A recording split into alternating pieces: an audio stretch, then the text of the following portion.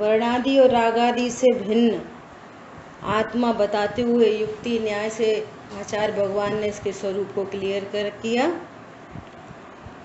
और उसके बाद 41 श्लोक में आचार्य भगवान ने क्या कहा, ऐसा प्रश्न उठाते हुए चर्चा की कि वह जीव कैसा है ना। तो 41 श्लोक में आया कि जो अनादि है, अनंत है, अचल है, स्वसंवेद्य है और प्रगट है, ऐसा चैतन्य अत्यंत चकचकित है। दुनिया कह रही है कि कहाँ है आत्मा। तो जो ये प्रश्न कर रहा है ना, कह रहा है तू स्वयं ही आत्मा है। कहाँ होती है आत्मा? हमें तो भाई ये देह और ये राग आदि भाव जानने में आ रहे हैं बस। कहाँ है आत्मा? अरे जिसको जान रहे हैं उसको गौर करके जो जानने वाला है वही आत्मा है ना। अब आचार्य देव 42 श्लोक में कह रहे हैं कि ये आत्मा उपयोग लक्षण के माध्यम से प्रकट है। जैसे एक ट्रांसपेरेंट ग्लास में, कांच के ग्लास में पानी है, चीनी है, नमक है, नींबू है, ऐसे कोई नहीं दिख रहा। ऐसे देखेंगे तो कोई नहीं दिख रहा, परंतु मिठास लक्षण के माध्यम से चीनी अत्यंत प्रकट है। कैसी है चीनी? एक मिनट होल्ड करना। उपयोग लक्षण के माध्यम से त्रिकाली ध्रुव भगवान आत्मा अत्यंत प्रकट है, छिपा हुआ नहीं है, ऐसा कह रहे हैं। जैसे शिकंजी में मिठास लक्षण के माध्यम से चीनी अत्यंत प्रकट है। अब देखो यहाँ बहुत समझने की क्या बात है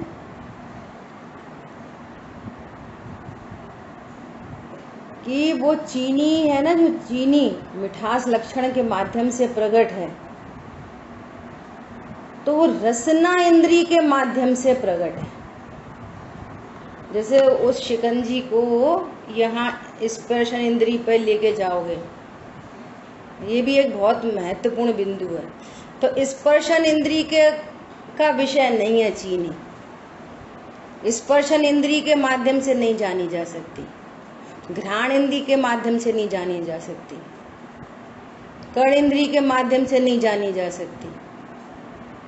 उस इंद्री का पर्टिकुलर विषय होता है। रसना इंद्री का विषय है रस गुण की पर्याय, खट्टा मीठा चरपरा कैसेला, है ना। कर्ण इंद्री का विषय है शब्द आदि। वो शब्द कान बंद कर लो और जीभ बाहर निकालो, तो रसना इंद्री के माध्यम से शब्द नहीं जाने जा सकते। पॉइंट समझ में आ रहा है? जिस इंद्री का जो विषय है वो उसी के माध्यम से जानने में आता है। जैसा 41 श्लोक में कहा कि स्व संवेद्यमान है, इसी प्रकार भगवान आत्मा जीव ज्ञान के द्वारा जानने में आता है। किसके द्वारा जानने में आता है? ज्ञान के द्वारा जानने में आता है। 5 इंद्री के माध्यम से आत्मा जानने में नहीं आती। क्या बोला? ज्ञान स्वरूपी भगवान आत्मा 5 इंद्री के माध्यम से जानने में नहीं आती। क्यों नहीं जानने में आती 5 इंद्री के माध्यम से? कौन बताएगा? बोलिए। पहचाना जाता है ऐसे कोई भी चीज। और किसी ने आज तक कभी चीनी नहीं खाई तो चीनी कैसी होती है कि मिठास में जो मीठा मीठा है सो चीनी है। लक्षण के माध्यम से वस्तु पहचानी जाती है। अब यहाँ आचार्य भगवान इस 42 श्लोक में जीव का लक्षण बता रहे हैं वो आत्मा कौन है, वो आत्मा कैसी है, तो उन्होंने 41 में बता दिया। अब 42 में कह रहे हैं कि वो आत्मा जो अत्यंत चकचकित है, अत्यंत प्रकाशमान है, वो उपयोग लक्षण के माध्यम से जानी जाती है। अब जिस ज्ञान में वो उपयोग लक्षण ज्ञात हुआ, जिस ज्ञान में उपयोग लक्षण ज्ञात हुआ, जानना जानना, ओनली जानना जानना जानना जानन जानन स्वभाव जिस ज्ञान में लक्षित हुआ, तो बस वही आत्मा है। अपने को चीनी का जानने में आती है, मिठास जानने में आती है, मिठास जानते तो कहते चीनी है, खटास जानने में आती है तो कहते हैं नींबू है। पूरी वस्तु लक्षण के माध्यम से आंख बंद करो और जीवाइंद्रिय पे कुछ रखो तो आपको जानने में क्या आएगा, लक्षण। जानने में क्या आएगा, ओनली लक्षण, खटास। और खटास जाना तो पूरा नींबू ख्याल में आता है ना। ऐसे ही यहाँ जानन स्वभाव जानने में आया तो पूरी आत्मा जानने में आती है। यहाँ पे महामहिम त्रिकाली ध्रुव वस्तु लक्ष्य, जिस, अब परिभाषा लिख लो, जिसको जानने जा रहे हैं, जिसको जानना है, उसको कहते हैं लक्ष्य। जिस भी वस्तु को जानना है उसको कहते हैं लक्ष्य। और उसकी पहचान के चिन्ह जाने बिना उस लक्ष्य को नहीं जाना जा सकता। विश्व में कहीं भी किसी भी चीज को, है ना, तो उस लक्ष्य की जो पहचान का चिन्ह है उसको लक्षण कहते हैं। और वो लक्षण कैसा होना चाहिए, जो अन्य किसी में नहीं पाया जाए। कोई पर्टिकुलर लक्षण चाहिए जो अन्य किसी में नहीं पाया जाए, जिससे बिल्कुल निर्विघ्न रूप से उस वस्तु को पहचान लिया जाए। अरे बात समझ में? इसको कहते हैं वस्तु की पहचान का निर्दोष लक्षण, निर्दोष चिन्ह। ठीक है, क्लियर हो गई बात? अभी देखो, पहले श्लोक पढ़ते हैं। वर्णाधैः सहित तथा विरहितो द्वेधास्त्य जीवो यतो नामूर्तत्वमुपास्य पश्यति जगत् जीवस्तत्त्वं ततः इत्यालोच्य विवेचकैः समुचितं नाव्याप्यति व्यापि वा व्यक्तं व्यञ्जित जीवतत्त्वमचलं चैतन्यमालं व्यताम्। श्लोकार्थ। अजीव दो प्रकार के हैं। देखो, बताने चल रहे हैं जीव को और चर्चा उठा रहे हैं अजीव से। अजीव कितने प्रकार के हैं? दो प्रकार के। पहले तो ऐसा समझो डायरेक्ट कि ये विश्व किससे निर्मित है? 6 द्रव्यों से। 6 द्रव्यों के समूह को विश्व कहते हैं। इस पूरे विश्व में यदि 2 में कैटेगराइज करें तो एक जीव और दूसरा अजीव। 2 में कैटेगराइज करें तो जीव और अजीव। अब अजीव कितने प्रकार के? कि पुद्गल, धर्म, अधर्म, आकाश, काल। एक तो कैटेगरी ये बन गई। अजीव कितने प्रकार के? 5 प्रकार के। पुद्गल, धर्म, अधर्म, आकाश और काल। अब यहाँ पर कह रहे हैं एक दूसरा एंगल अजीव के डिवीजन का, कि अजीव कितने प्रकार के? कि 2 प्रकार के। अब अजीव की बात चल रही है। अजीव कितने प्रकार के? 2 प्रकार के। कौन कौन से 2 प्रकार के? एक तो पुद्गल है जो स्पर्श रस गंध वर्ण वाला है, वो बाकी 4 है ना, धर्म अधर्म आकाश काल, वे कैसे हैं? वे अमूर्तिक हैं। अजीब कैसा है वो दूसरे 4? अमूर्तिक। और पुद्गल द्रव्य कैसा है? मूर्तिक। तो मूर्तिक अमूर्तिक के एंगल से अजीब कितने प्रकार के हो गए? 2 प्रकार के। तो उन 2 प्रकार को यहाँ पे क्या कह रहे हैं? एक तो वर्णादि सहित, वर्णादि सहित मतलब स्पर्श रस गंध वर्ण, वर्णादि सहित। वर्णादि सहित कौन होता है? पुद्गल द्रव्य, ठीक है। और वर्णादि रहित, और दूसरे कैसे हैं? वर्णादि रहित अर्थात अमूर्तिक। वे कौन है वर्णादि रहित? बोलो, वर्णादि रहित कौन है? वर्णादि रहित अर्थात अमूर्तिक, जो 5 इंद्रिय के द्वारा नहीं जानने में आते, वे कौन कौन है? अरे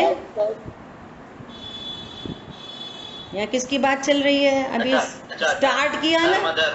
हाँ हाँ, धर्म अधर्म आकाश काल, ठीक है। ऐसा क्या बोल रहे हैं? इसलिए अमूर्त तत्व का आश्रय लेकर भी जीव के यथार्थ स्वरूप को जगत नहीं देख सकता। अमूर्तिक तो अन्य द्रव्य भी हैं, जीव की पहचान की चिन्ह की बात चल रही है, तो अमूर्तिक तो अन्य द्रव्य भी हैं, धर्म अधर्म आकाश काल। यदि जीव का लक्षण अमूर्तिक बनाएंगे तो अमूर्तिक तो अन्य द्रव्य भी होने से जीव की पहचान नहीं हो सकती अमूर्तित्व के द्वारा। ऐसा लक्षण बनाएंगे कि गोपाचल पे जो साड़ी पहने हो सो अर्चना जी हैं, तो साड़ी पहन के तो बहुत लोग आ रहे हैं। नहीं, जिनने चश्मा लगाया है तो चश्मा लगा के भी बहुत लोग हैं। हरी बात समझ में? जो अन्य में भी पाया जाए और यदि उसको लक्षण बनाएं तो दूषण आता है, ऐसे वस्तु की सही पहचान नहीं हो सकती। तो इस दूषण का क्या नाम है? जैसे उसके नाम से पता चल रहा, अति व्याप्ति। अति अन्य में भी व्याप्ति हो रही है, अन्य में भी पाया जा रहा है ना।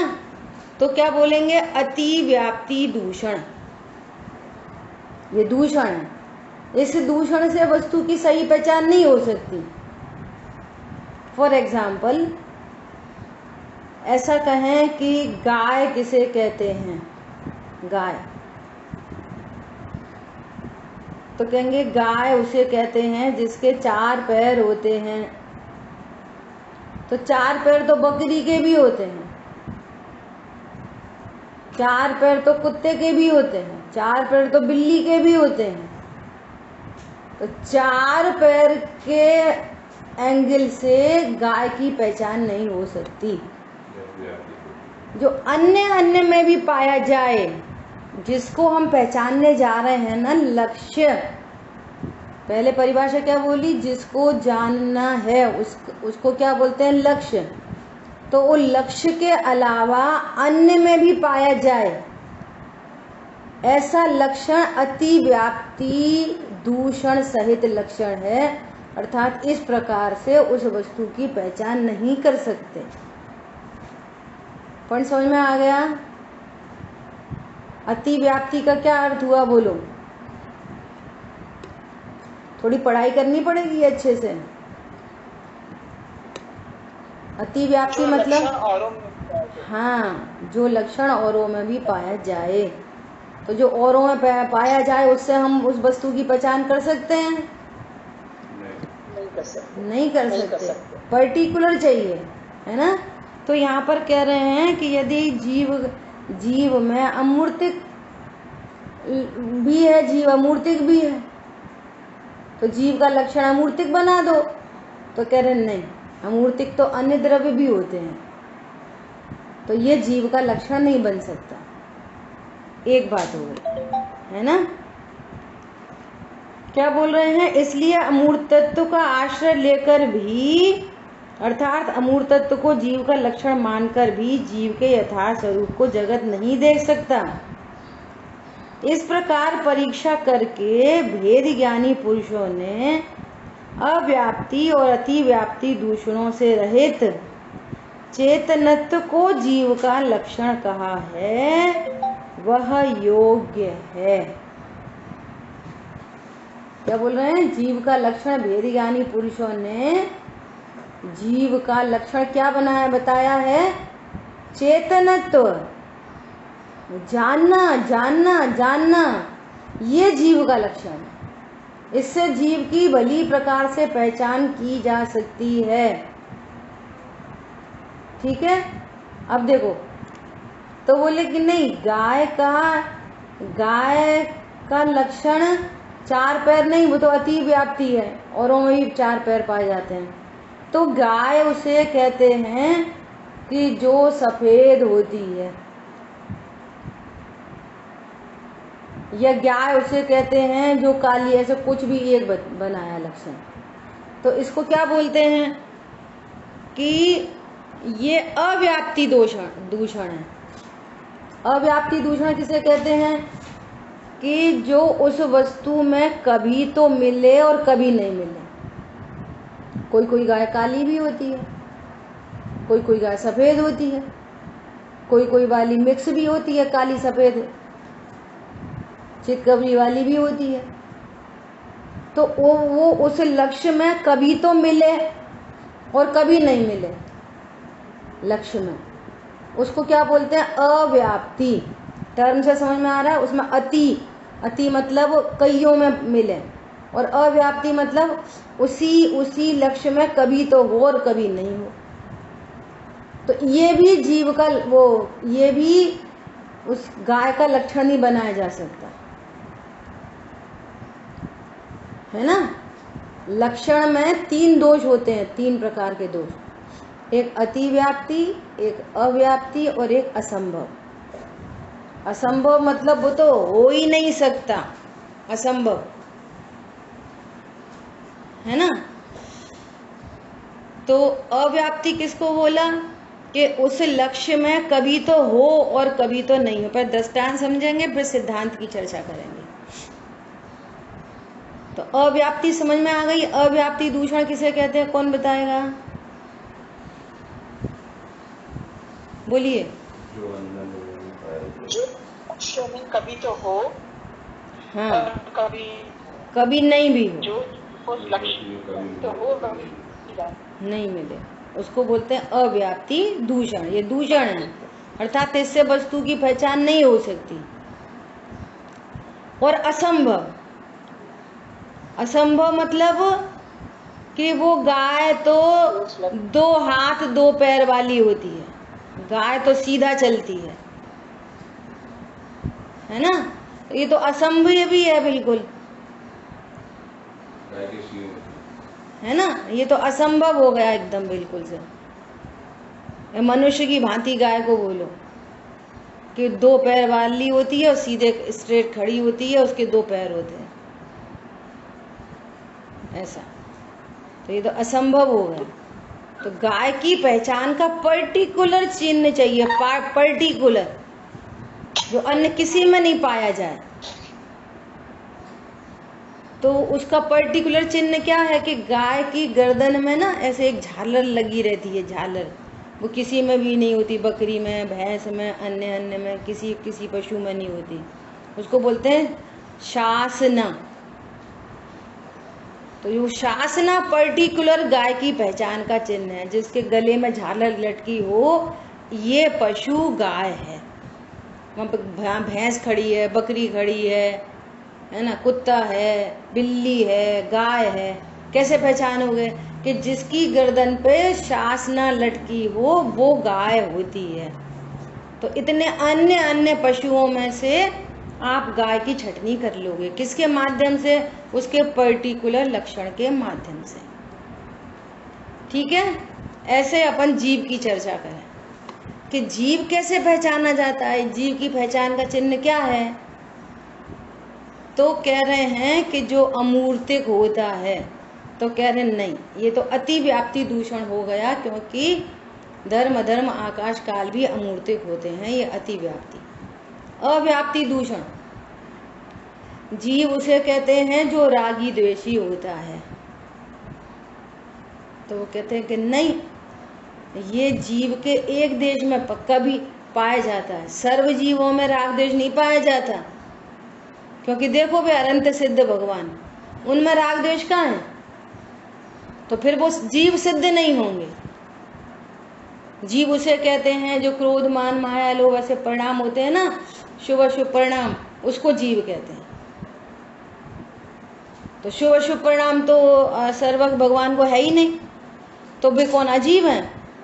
तो ये एक देश में मिल रहा है, कभी किन्हीं जीवों में मिल रहा है राग द्वेष और किन्हीं जीवों में राग द्वेष नहीं मिल रहा, तो ये भी जीव की पहचान का सही चिन्ह नहीं है। तो फिर कोई बोले कि नहीं, जीव का पहचान का चिन्ह वीतरागता, तो वीतरागता में भी अव्याप्ति दूषण आ रहा है। फिर अनंत सिद्ध जीव हैं और बाकी सब जो रागी द्वेषी मोही हैं वे जीव सिद्ध नहीं होंगे, है ना। तो ये भी जीव की पहचान का सही चिन्ह नहीं है। अब कह रहे हैं कि वो एक इंद्री दो इंद्री शरीर वाला, वो शरीर है ना, देखो जिनवाणी में भी लिखा है एक इंद्री दो इंद्री, ये जीव की पहचान का चिन्ह है। तो कह रहे हैं असंभव, जीव शरीर वाला तो कभी होता ही नहीं है, तो असंभव है, ये निर्दोष चिन्ह नहीं है। संयोग में भले हो देह, लेकिन ये जीव की पहचान का चिन्ह नहीं है। तो ये तीनों दोष लक्षणों में दूषण है। अर्थात यदि आपको जीव जानना है जो सब में घटित हो, तो जीव की पहचान का चिन्ह है उपयोग लक्षण, चेतनत्व कह रहे हैं यहाँ पर, चेतनत्व। देखो ये चेतनत्व सिद्ध भगवान में भी चेतनत्व, अनंत भगवान में भी, आचार उपाध्याय साधु परमेष्टि में, संगी पंचेंद्री, देव गति का जीव, त्रियंच गति का, नार की, जहाँ जहाँ जीव वहाँ वहाँ उपयोग लक्षण, एक इंद्री दो इंद्री तीन इंद्री चार इंद्री, संगी असंगी, जीव मात्र का लक्षण क्या है, चेतनत्व, सहज जानना जानना जानना जानना। जहाँ सहज जानना जानना है वहाँ परिपूर्ण भगवान आत्मा है, महामहिम वस्तु भगवान आत्मा की पहचान का चिन्ह क्या है, चेतनत्व ही जीव की पहचान का योग्य लक्षण है। अब पहचान करो, अरे मैं स्त्री हूँ पुरुष हूँ, नहीं नहीं, स्त्री पुरुष नहीं, अरे क्रोध आदि परिणाम उत्पन्न हो रहे, ये जीव की पहचान का चिन्ह नहीं। जीव मतलब भगवान आत्मा, जहाँ जानन जानन जानन स्वभाव है, बस वही जीव है। अब क्या क्या करना है, जैसे अभी स्वाध्याय चल रही है, इन शब्दों को जान रहे, मोबाइल को जान रहे, जिनवाणी को जान रहे, पेन को जान रहे, तो किसको जान रहे, इसको गौड़ करके बोलो, ये अत्यंत चकचकित एकदम स्पष्ट रूप से यहाँ जानन स्वभाव मौजूद है कि नहीं, ऐसा आपको ख्याल में आ रहा है कि नहीं आ रहा कि हाँ यहाँ जानना जानना है। यदि जानना नहीं हो तो जाने कैसे, क्या बोला, यदि जानना नहीं हो तो ये मोबाइल है, ये जिनवाणी है, ये शब्द हैं, कैसे जानना हो यदि जानन स्वभाव नहीं हो तो। बस इनको गौड़ करके देखो, यहाँ जानन जानन, यहाँ जानन स्वभाव है, सर्वांग में जानन स्वभाव। कहाँ पे जानना, कहाँ पे, दिमाग में, दिल में, कहाँ पे है जानना, सर्वांग में, सर्वांग में जानन जानन जानन। किसको जान रहे इज नॉट इम्पोर्टेंट, जानना स्वभाव है यहाँ पर, और जहाँ जानना स्वभाव है वहाँ त्रिकाली ध्रुव भगवान आत्मा है। आई समझ में बात, ऐसा। जहाँ जानना वहां पर क्या है? महामहिम वस्तु, त्रिकाली ध्रुव, भगवान आत्मा। देखो एक बात सुनना ध्यान से, जब निज वैभव की बात चलती है ना कि जीव का निज वैभव क्या क्या है, तो कहेंगे अनंत शक्ति, अनंत गुण, अनंत धर्मयुगल, है ना। तो ये तीनों चीजें क्या हैं? जीव का स्वभाव। स्वभाव तो अनेक है, लेकिन लक्षण एक है। गुण तो अनंत है, श्रद्धा, चारित्र, प्रभुत्व, विवेक, शक्ति आदि, है ना, जीवत्व, चिति शक्ति, अनंत शक्तियां हैं। अस्ति नास्ति, एक अनेक, भेद अभेद, अनंत धर्मयुगल है, परंतु वस्तु की पहचान का चिन्ह एक है, मात्र जानना। जैसे गाय में स्वभाव तो अनेक है, जैसे उस लक्षण से गाय को पहचान लिया, ओ ये तो गाय है। अब गाय के ऊपर ऐसे राइटिंग करेंगे तो बहुत सारी बात लिखेंगे, 4 पैर वाली होती है, 2 सींग होते हैं, पेट एनिमल है, दूध देती है, घास खाती है, ऐसा ऐसा बहुत सारी चर्चा करेंगे। ये सारी गाय की चर्चा की, लेकिन पहचाना किससे? शासना से गाय को पहचाना। ऐसी जीव में अनेक धर्म हैं, अनेक शक्तियां हैं, अनंत स्वभाव हैं, लेकिन पहचान का चिन्ह बस एक है। जैसे मिश्री सफेद भी है, चिकनी भी है, भारी भी है, सब है, लेकिन उसकी पहचान का चिन्ह क्या है? मिठास।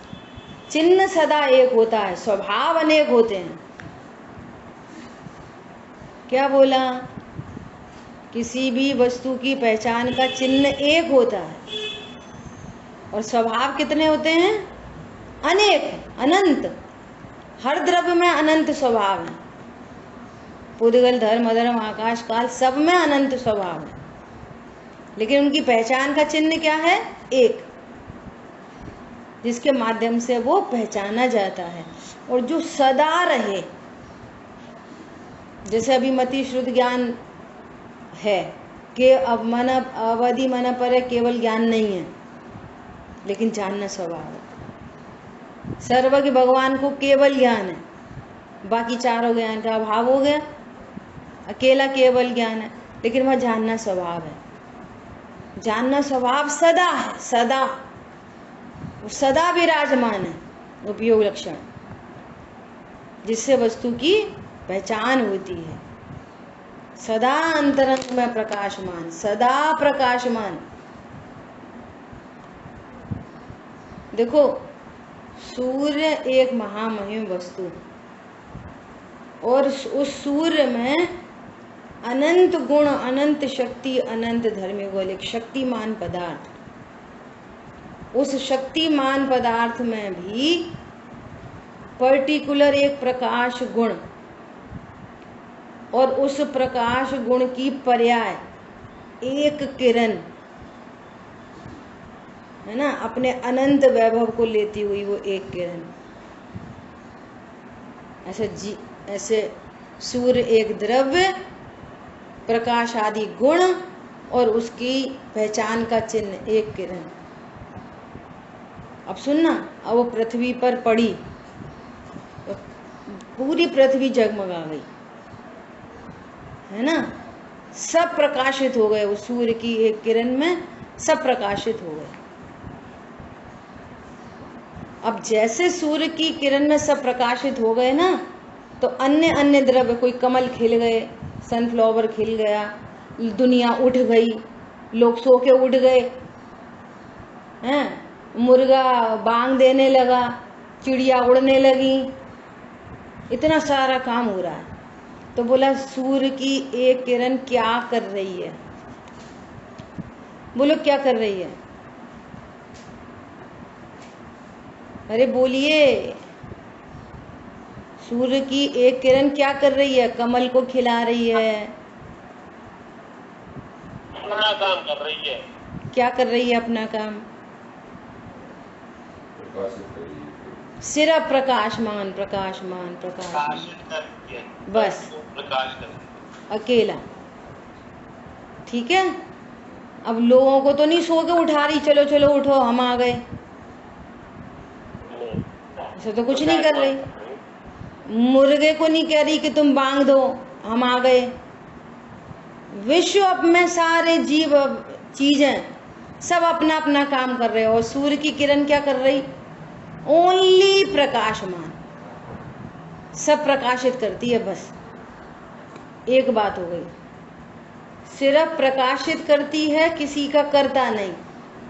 भले उस समय बहुत सारे पूरे जगत में बहुत सारा काम हो रहा है, परंतु सूर्य की किरण क्या कर रही है? बोलो, सिर्फ प्रकाशित करती है, कुछ नहीं। नंबर एक। नंबर दूसरी बात, जिनको प्रकाशित कर रही है उनसे अच्छी हो रही है कि बुरी हो रही है? अब समझो गाय ने गोबर कर दिया है ना, तो वो गोबर भी प्रकाशित हो रहा है उसमें। कोई ने अपनी ज्वेलरी शॉप खोली तो वो उसमें रत्न भी प्रकाशित हो रहे हैं। कोई महिला रोटी बना रही है तो रोटी भी प्रकाशित हो रही है ना। तो न तो वो उन सब परद्रव्यों का करता है प्रकाश की एक किरण, नंबर एक। नंबर दो, जो कुछ भी प्रकाशित हो रही हैं, तो रत्न प्रकाशित हो तो वो किरण अच्छी हो रही है उन रत्नों के प्रकाश होने से। बोलो, वो गोबर के प्रकाशित होने से सूर्य की किरण खराब हो जाती है? अरे बोलो,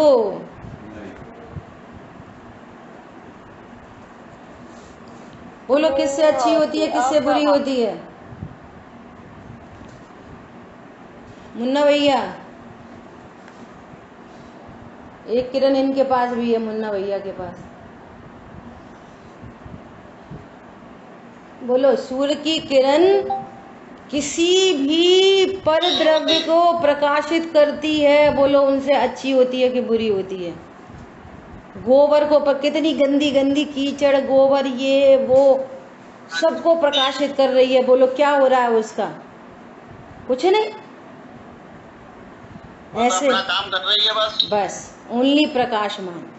ऐसे यहाँ पर जीव एक द्रव्य, ज्ञानादि अनंत गुण और ज्ञान की पर्याय, सहज जानना उसकी पहचान का चिन्ह। कैसे पहचानी जाएगी? शुद्धात्मा को कैसे पहचाना जाएगा? जानन स्वभाव से। और वो जानन स्वभाव भी कैसा है? जानन स्वभाव भी कैसा है? बोलो, 31 गाथा में तो लिखा, विश्व के ऊपर तिरता हुआ पदार्थ, विश्व के ऊपर तिरता हुआ पदार्थ, जो सबको जानता तो है पर उन रूप नहीं होता, ऐसा भगवान है। ज्ञान स्वभाव भगवान है। बोलो, पर्याय में भी ज्ञाता, ऐसा भगवान। त्रिकाली ध्रुव तो भगवान है ही, पर्याय में भी भगवान। भगवान किसे कहते हैं? बोलो, भगवान पना किसे कहते हैं? जिसे किसी ने बनाया नहीं, जिसका कोई नाश नहीं कर सकता, जो अपनी शक्ति से परिपूर्ण है, जिसका कोई कुछ नहीं कर सकता, उसको भगवान कहते हैं। Nobody can touch. तुम बड़े भगवान हो, लोग कहते हैं ना एक दूसरे कमेंट में, तुम बड़े भगवान हो, ऐसा। बोले हाँ मैं भगवान हूं। अरे मेरी पर्याय भगवान है, द्रव्य तो भगवान है ही है। बोलो, इसका जानने का भी नेचर कैसा है? अगर विशेष छायोपशमिक पर्याय से भी बात करें तो उसका नेचर कैसा है, टेक्नोलॉजी कैसी है? आप जान कुछ भी रहे हो कि मैं स्त्री हूं, पुरुष हूं, मेरे पत्नी हैं, बच्चे हैं, वगैरह वगैरह, लेकिन वास्तव में तुम कौन हो, तुम्हारी जानने की भी टेक्नोलॉजी कैसी है? जैसे वो सूर्य की किरण सबको प्रकाशित करती है, मात्र प्रकाशित करना मेरा काम है, ऐसे मात्र जानना कार्य है। अब ये रोटी बन रही, पैसे कमा रहे, ऑफिस जा रहे, यहाँ जाना वहाँ जाना, शरीर की क्रिया, वॉटेवर जो कुछ भी हो रहा है यहाँ, मैं तो सिर्फ जानने देखने की शक्ति को धारती वस्तु हूँ। ये परिणाम भी ज्ञान का विषय बन रहे हैं, मात्र जान रहा हूँ, करता नहीं। शरीर की क्रिया, होती हुई देह की क्रिया का मात्र ज्ञाता हूँ, करता नहीं। होते हुए चेतन अचेतन पदार्थों का, आते हुए रुपयों का, जाते हुए रुपयों का मात्र ज्ञाता हूँ, करता नहीं। बनते हुए घर का, बिगड़ते हुए घर का मात्र ज्ञाता हूँ, करता नहीं। स्वरूप तो देखो कैसा है। जानते नहीं है तो अनंत पाप है, वो मिथ्यात्व का उसका फल निगोद है। अनंत संसार, अनंत संसार। यहाँ तो अपन ये कहते हैं ना कि भैया ये तो हमारी है, हम नहीं शेयर कर सकते कोई के साथ, ये तो हमारी है। निगोद में ये हमारा कमरा, ये हमारा बेड, ये हमारा बाथरूम, हम नहीं शेयर कर सकते किसी के साथ। निगोद में एक शरीर को अनंत के साथ शेयर करना पड़ेगा। शरीर, जीव अनंत और शरीर एक। समझ आ रही है बात? पहले विचार तो करो, कौन हमारा, कौन तुम्हारा, किसका कर्ता, किसका भोक्ता।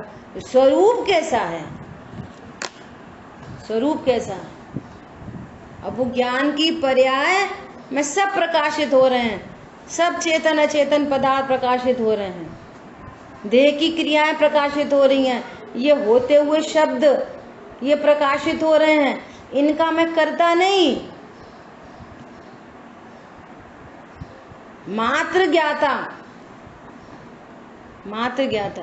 किसी जड़ का कर्ता मैं नहीं, मात्र ज्ञाता, ओनली ज्ञाता। और उससे इम्पोर्टेंट बात, मात्र ज्ञाता करता नहीं, और उससे इम्पोर्टेंट बात, जिसको जानता हूं उस रूप नहीं होता। खोटे खोटे परिणाम जानने में आए, मैं कौन हूं? मैं तो ज्ञाता। उससे खराब हुआ कि खोटे परिणाम से भगवान आत्मा खराब होता कि नहीं? अरे पर्याय भी खराब नहीं होती तो भगवान आत्मा तो बहुत बड़ी चीज है। जैसे वो प्रकाश की एक किरण गोबर पे पड़े तो वो खराब नहीं होती, और रत्नों पे पड़े तो अच्छी नहीं होती, और भगवान की प्रतिमा पे पड़ जाए तो वीतरागी नहीं होती।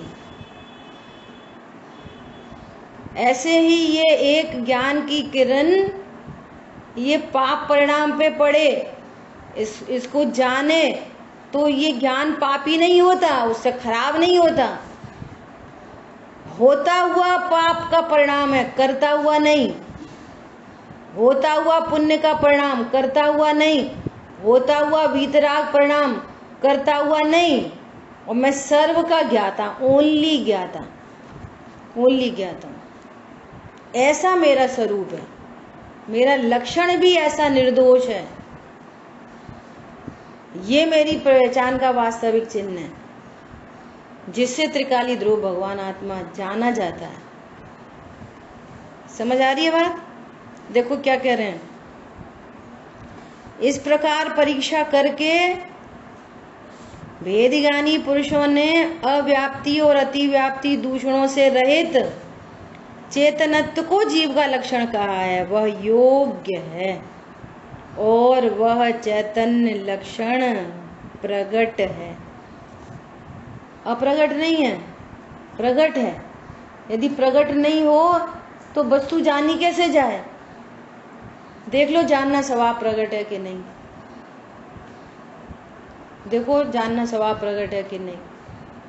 पंखा चल रहा है, ठंडी ठंडी हवा आ रही है, किसने जाना? डेड बॉडी है कि ये जानने की शक्ति को धारती हुई वस्तु है? बोलो, विचार करो। अभी देखो, अभी ये शब्द जानने में आ रहे हैं, बोलो यहाँ जानन स्वभाव मौजूद है कि नहीं? बताओ, जान रहे कि नहीं जान रहे? जानना हो रहा है कि नहीं हो रहा? यदि जानना हो रहा है तो यहाँ पूरी महामहिम वस्तु है कि नहीं? बोलो, जानना हो रहा है कि नहीं हो रहा? उधर रोज जो कोई रोज जहाँ जिस मंदिर में जाता हो, उस मंदिर की प्रतिमा, बोलो अभी आपको ज्ञान में आ रही कि नहीं आ रही? जानने में बोलो। और जो प्रतिमा वो जानने में आ रही है ना, वो प्रतिमा तो 1 किलोमीटर 2 किलोमीटर 10 कदम 20 कदम वो तो मंदिर में ही विराजमान है।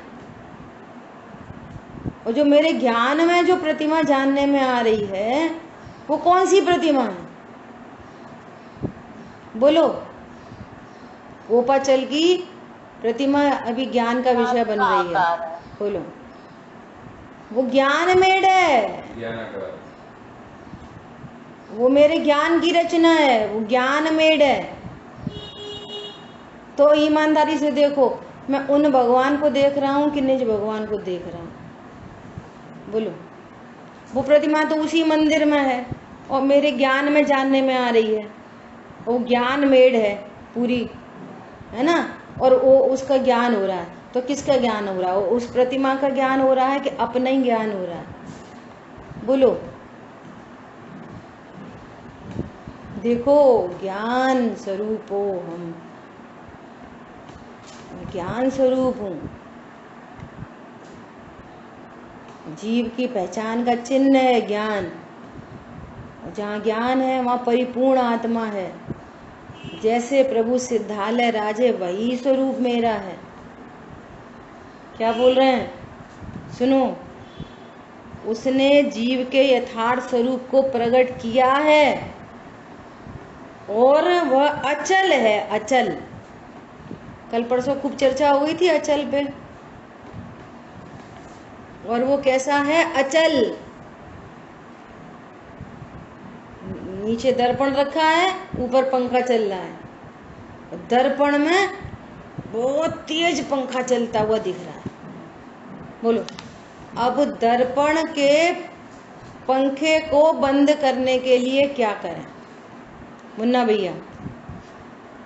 नीचे जमीन में दर्पण रखा है, ऊपर पंखा चल रहा है, पूरा का पूरा इधर झलक रहा है दर्पण में। अब दर्पण के पंखे को बंद करने के लिए क्या करें? बोलिए। सरल प्रश्न है एकदम। पंखा चल रहा है, उसको बंद करना पड़ेगा। ऊपर का पंखा बंद हो जाएगा। ऊपर वाले पंखे को बंद करना पड़ेगा, दर्पण का पंखा बंद हो जाएगा। ठीक है? गंभीरता से देखो कि दर्पण में कोई पंखा चल रहा है कि नहीं चल रहा है? चल रहा हैं? दर्पण में कुछ नहीं हो रहा है, झलक रहा है बस। ये तो दर्पण का पंखा बंद करना कि नहीं करना? नहीं करना। दर्पण का पंखा बंद नहीं करना, अपना पंखा बंद करना। है ना? अरे इस दर्पण में कोई पंखा है ही नहीं। पंखा हो तो बंद करें, वो उसकी झलकन मात्र है। दर्पण में कोई पंखा नहीं है। दर्पण पंखे के चलने से चलायमान हुआ कि नहीं हुआ? देखो, दर्पण एकदम स्थिर है, अचल है, अचल स्वरूप हो हम। ऐसी ज्ञान में पुण्य पाप के पंखे चल रहे हैं। पुण्य पाप के ज्ञान के पंखे नहीं है वो, और वे पुण्य पाप के पंखे, शरीर आदि के पंखे, वो संयोगों के पंखे, सब ज्ञान में झलक रहे हैं मात्र। ज्ञान में क्या है? कुछ नहीं। ज्ञान में तो सिर्फ निखालिस प्योर शुद्ध ज्ञान है। जो कुछ झलकता ज्ञान में वह ज्ञेय नहीं, बस ज्ञान है। ज्ञान में क्या है? शरीर है। ज्ञान में शरीर है। ज्ञान में संयोग घुस गए हैं। ज्ञान में कर्म है, ज्ञान में कषाय है। ज्ञान तो सबका ज्ञाता है, ज्ञान में कुछ नहीं है। नंबर 1 बात। नंबर 2 बात, नहीं गेय कृत किंचित अशुद्धि, सहज स्वच्छ सुज्ञान है। ज्ञान में गेयकृत अशुद्धि होती नहीं है। बस इसी पॉइंट पर सारा झंझट है। जो ज्ञान में झलका, अरे ये अच्छा, ये बुरा, ये हमने किया, हमने किया, ये कम करा, ये ज्यादा किया, ये सही नहीं हुआ, ये सही हो गया। ज्ञान में क्या है? कुछ नहीं, सहज ज्ञाता। नहीं गेय कृत किंचित अशुद्धि, सहज स्वच्छ सुज्ञान है। और जिस ज्ञान ने ऐसा जाना, ओ मैं तो सिर्फ ज्ञाता हूँ। ज्ञान कभी परद्रव्यों से अच्छा बुरा नहीं होता। मैं सदा स्वच्छ ही हूँ, आज तक अशुद्ध नहीं हुआ। जैसे वो प्रकाश की किरण सब पर पड़ती है और अशुद्ध नहीं होती, ऐसे ये मेरी ज्ञान की किरण किसी भी को भी जाने कभी आज तक अशुद्ध नहीं हुई। जब पर्याय अशुद्ध नहीं हुई तो ध्रुव ध्रुव कैसा अशुद्ध, परम शुद्ध तत्व। ऐसा जानकर ज्ञान निश्चिंत हो गया, निर्भर हो गया। उसने जाना तो क्या कह रहे हैं कि अचल है, चला चलता रहित, सदा विद्यमान है। अब आचार्य देव आदेश कर रहे हैं। क्या आदेश कर रहे हैं? हे जगत के जीवो, उसी का अवलंबन करो, इसी का अवलंबन करो। इससे यथार्थ जीव का ग्रहण होता है। ऐसा तुम जानो, इसी से यथार्थ जीव का ग्रहण होता है। ठीक है, शेष चर्चा आगे करेंगे। जिन वाणी के ज्ञान से सूझे लोकालोक, सो वाणी मस्तक नमो सदा देत हूँ। बोलिए द्वाशांगमयी जिनवाणी माता की जय।